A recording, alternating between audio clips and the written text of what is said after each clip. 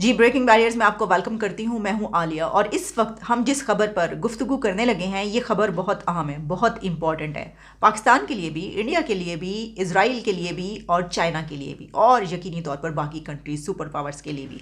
और ख़बर ये है कि इंडिया के अडानी ग्रुप ने इजराइल की हैफा पोर्ट को ख़रीद लिया है। पूरी की पूरी पोर्ट ख़रीद ली है। इंडिया के गौतम अडानी ने इजराइल की एक पूरी बंदरगाह को ख़रीद लिया है। हैफा पोर्ट की क्या अहमियत है, क्या सिग्निफिकेंस है और इसके ख़रीदने में भारत को क्या फ़ायदा होगा, इजराइल को क्या बेनिफिट्स होंगे और पाकिस्तान पर या जो ये रीजन है इस पर क्या इम्पैक्ट होगा।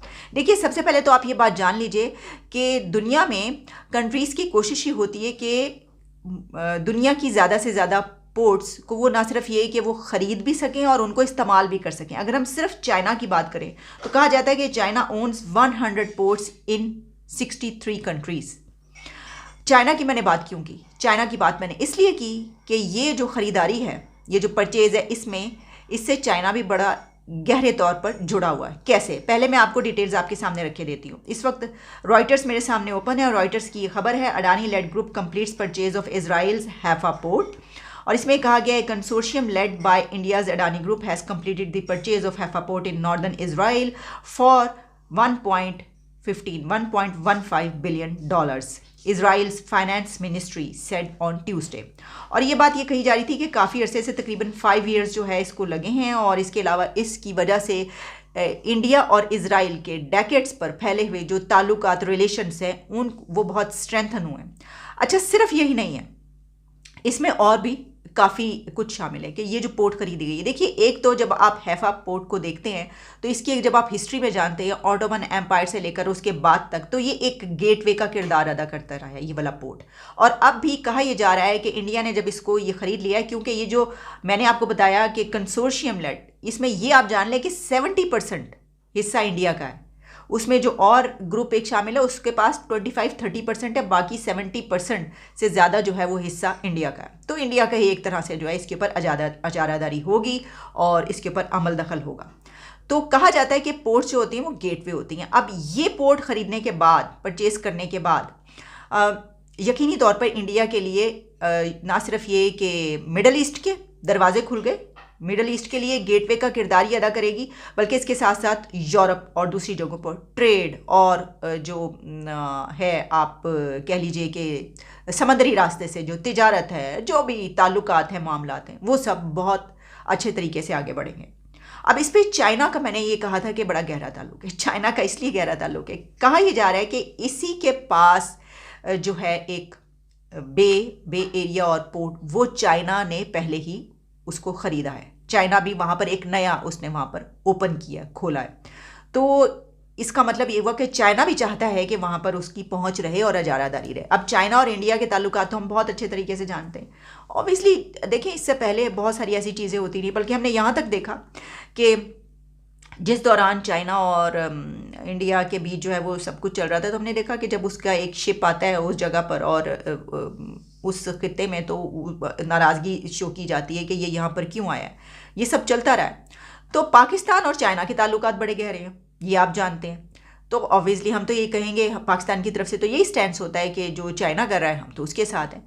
लेकिन प्रॉब्लम ये है कि अब अगर मैं इस बात को सामने रखूँ कि जो पाकिस्तान है वो इसको कैसे देखेगा। देखिए, अगर मेरी नज़र से आप देखना चाहें तो पाकिस्तान को तो इससे देखना चाहिए कि भाई इजराइल से हमारे ताल्लुकात नहीं है, तो देखो हमारा हमसाया कंट्री जो उसके ताल्लुकात बढ़ते चले जा रहे हैं, वो तो देखो उससे कितना करीब हो रहा है। जबकि हमें ये भी पता है कि इजराइल तमाम कंट्रीज से ताल्लुकात बनाना चाहता है, यानी उससे जो जिन कंट्रीज़ ने सिफारती ताल्लुकात ख़त्म कर रखे हैं वो उसकी ये कोशिश है कि सिफारती ताल्लुकात कायम करें। और ये भी बात आप याद रखें कि इजराइल पाकिस्तान को बड़े से बड़ा फ़ायदा दे सकता है। अगर हम ये कहें ना कि हमें डिफ़ॉल्ट होने से बचा लो, हमारे तमाम कर्जे जो है वो पे कर दो, हम तुम्हारे साथ सिफारती ताल्लुकात कायम करेंगे, इजराइल वो कर देगा, क्योंकि वो ये चाहता है कि उसके साथ ताल्लुकात जो हैं कायम किए जाए। अच्छा, हमें कितने बेनिफिट्स हैं, यानी इतने बेनिफिट्स वो इतने बड़े हैं कि हम उसके बारे में सोच भी नहीं सकते। हम देखें ना जिस तरीके से हमारे हमसाया कंट्रीज़ फ़ायदा उठा रहे हैं इस तरीके से। अब हम ये क्या बात करें कि वहाँ पर, यहाँ पर तो खाने के लाले पड़े हुए हैं, आटा तक नहीं है, सस्ता आटा लेने के लिए लोग मर रहे हैं, लाइनों में लग के उनकी जानें जा रही हैं। तो कहाँ हम बात कर रहे हैं कि वो जो है वो पूरी पोर्ट की पोर्ट ख़रीद रहे हैं, वो जनाब वो बंदरगाहें ख़रीद रहे हैं। उनका एक ही बंदा उठता है अडानी और वो बंदरगाह ख़रीद लेता है इजराइल की।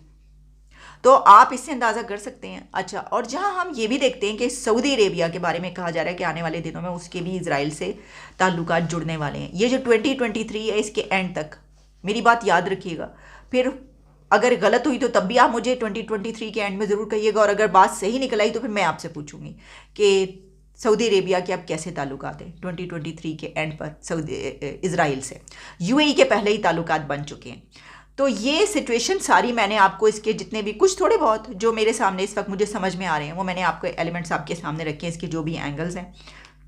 अच्छा, अगर हम ये देखें कि इजराइल को इससे क्या बेनिफिट्स हैं, देखिए बाकी तो मैंने कुछ बता दिए, म्यूचुअल बेनिफिट्स तो होते ही हैं ना, वो तो आपको पता है, उनकी भी ट्रेड बहुत ज़्यादा ओपन होगी, उनको भी इससे बहुत बेनिफिट्स मिलेंगे। लेकिन the country has been selling its state own ports and building new private docks in an effort to bring down cost and cut above average waiting times for vessels to unload. यानी Israel को भी इस वक्त ज़रूरत है इस चीज़, inflation या इस तरह की सिचुएशन है इकोनॉमी की, उसको ऊपर लाने के लिए, उसको बढ़ोतरी देने के लिए उनके लिए भी ये एक ज़बरदस्त बात है, और वो यही वजह है कि अपनी पोर्ट्स को वो सेल करते हुए नज़र आ रहे हैं। About 99% of all goods move in and out of Israel by sea and port. Upgrades are needed to maintain economic growth, ये बात कही गई है। और जो मैंने आपको चाइना का बताया था, China Shanghai international port SIPG last year open a new port across the bay in Haifa. तो वो पहले ही लास्ट ईयर इसको ओपन कर चुके हैं। अब देखिए ना, ये अगर आप देख लें कि ये जो सारा बताया जा रहा है कि इतने इसको महीने लगे हैं और इतनी देर लगी, उस दौरान चाइना भी अपनी पूरी कोशिश कर रहा था, जैसा कि उसने लास्ट ईयर ओपन किया, और उसी के साथ इंडिया की तरफ से भी जाहिर है कि कोशिशें जारी होंगी। फौरी तौर पर तो इतने बड़े काम नहीं होते, और फिर अब जो है वो उन्होंने इसको कंप्लीट कर लिया। The entry of SIPG and the Adani led group promises to boost Israel's standing as a regional trade hub. तो ना सिर्फ ये कि इंडिया के लिए ट्रेड हब बनेगा, बल्कि इजराइल का वो पोर्ट और वो एरिया जो है वो भी इजराइल के लिए एक ट्रेड हब बनने जा रहा है। तो बस ये सिचुएशन है। अगर हम अपनी पोर्ट की बात कर ले तो देखिए, हमारा तो जो CPEC है उसकी क्या ही बात, जब वो स्टार्ट हुआ तो क्या कमाल का हमने कहा कि ये तो गेम चेंजर है। आप यकीन करें, उसके ऊपर जितने प्रोग्राम्स हमने किए हैं तब से लेकर अब तक हम यही कहते रहे, अब तक तो नहीं, खैर अब कुछ अरसे से जो सिचुएशन है हमने कहा गेम चेंजर है। पाकिस्तान की तो किस्मत बदल गई, पाकिस्तान की किस्मत खुल गई है, और वाकई एरिया ऐसे ही है। पाकिस्तान के पास जो हमारे पास रिसोर्सेज हैं ज़मीन के अंदर, जो ख़जाने हैं और ज़मीन से बाहर भी, तो वो हमारी नगीने और जो हीरे मौजूद हैं इस मुल्क में, वो उन ख़जानों को किस तरह इस्तेमाल करते हैं कि वाट लगा दी, मतलब कि बेड़ा गर्क करके रख दिया। अब आप देख लीजिए, CPEC के बारे में ये बात कही जाती, सरेआम खुलेआम कहा जाता है कि बंद पड़ा है। इतना बड़ा मंसूबा, और गवादर पोर्ट पूरी दुनिया की कहते हैं उसके ऊपर नज़र है, यानी हमारी तो कोई ऐसी चीज़ हो ना तो पूरी दुनिया की नज़रें उसके ऊपर होती हैं, लेकिन ख़रीदते जाकर वो हैफा पोर्ट है, ये देख लें आप। अच्छा, और जिन्होंने ख़रीदा ये गवादर पोर्ट और इसके ऊपर जिसको इन्वेस्टमेंट की, तो वो बेचारे सर पकड़ के बैठे हुए, रो रहे बैठे। अब दहशतगर्दी आप ख़त्म करेंगे तो वहाँ पे कुछ होगा। तो हमारे तो मसाइल ही इतने हैं, यानी वो ईंट खोदो तो मसला निकल आता है। तो इतने मसाइल में, इतने प्रॉब्लम्स में हम असल में तो देखिए ना, ये जो हम बात करें ना हैफा पोर्ट की, इस वक्त मुझे इस खबर को आपके सामने नहीं रखना चाहिए था। मेरे सामने इस वक्त खबर ये होनी चाहिए थी कि CPEC का जो है ये नई डेवलपमेंट हुई है और यहाँ पर ये हो रहा है। अब दुनिया के वो आ रहे हैं और कह रहे हैं हमें इतना सा हिस्सा दे दो और हम ख़रीदना चाहते हैं, हमें ये वाला जो है हम यहाँ पर अपना तिजारत शुरू करना चाहते हैं। ये तो ट्रेड हब बन गया है CPEC, और पूरी दुनिया से लोग यहाँ पर आ रहे हैं। बल्कि जो इंडिया है उसने भी हमसे रिक्वेस्ट कर दी है और इल्तजा की और मिन्नतें कर रहा है कि देखें जो CPEC है उसमें भी हमें शामिल करें, और हम ये हिस्सा लेना चाहते हैं, आपका इतना तरक्की कर गया CPEC, हमें भी शामिल करें, वरना फिर हमारी जाग खुल जाती है, आँख खुल जाती है हमारी ख्वाब से। ख्वाब खरगोश के मज़े ले रहे हैं, बस ये सोचते रहते हैं, ये हमारे इमेजिनेशन में सब कुछ होता रहता है, और फिर हमें पता चलता है कि TTP हमले कर रही है, इतने लोगों को मारती है, दहशतगर्दी यहाँ तक पहुँच गई है, पॉलिटिकल टर्मोइल ख़त्म नहीं हो रहा। खान साहब ने ये कह दिया कि बस ऐसी की तैसी 3 टुकड़े, और बाकी जो है वो सब कुछ दमादम मस्त कलंदर हो रहा है।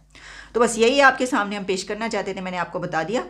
और ठीक है, जिनकी कामयाबी होती है उनको मुबारकबाद देनी चाहिए, और हमें अब अपनी इस मेंटालिटी से निकल कर ये देखना चाहिए कि हम अभी तक ये जो एक उसमें हैं कि इससे ताल्लुक़ रखना, इससे ताल्लुक़ नहीं रखना, इनसे ताल्लुकात कायम करने, इनसे ताल्लुकात कायम नहीं करने, अभी तक जो पढ़े लिखे जाहिल ये कह रहे हैं, उनको मैं ये बताई देना चाहती हूँ कि कुछ अरसे के बाद आप देखेंगे कि हमें भी वही करना पड़ेगा जो पूरी दुनिया कर रही है। हमें भी बहुत से ऐसे कंट्रीज़ के साथ ताल्लुकात कायम करने पड़ेंगे जो कि हम अभी तक ढिठाई की वजह से नहीं कर रहे। बहरहाल इजाज़त दें, दोबारा मुलाकात होती है। Alia Shah signing off.